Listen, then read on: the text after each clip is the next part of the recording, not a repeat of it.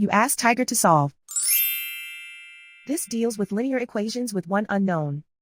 The final result is W equals 70 over 3. Let's solve it step by step. Simplify the expression. Find the greatest common factor of the numerator and denominator.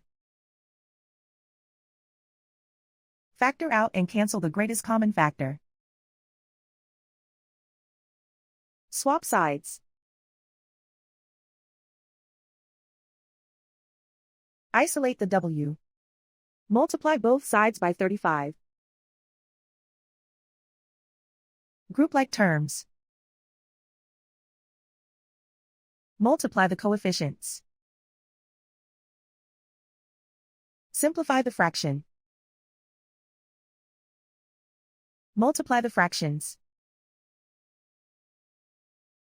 Simplify the arithmetic. And so the final result is W equals 70 over 3.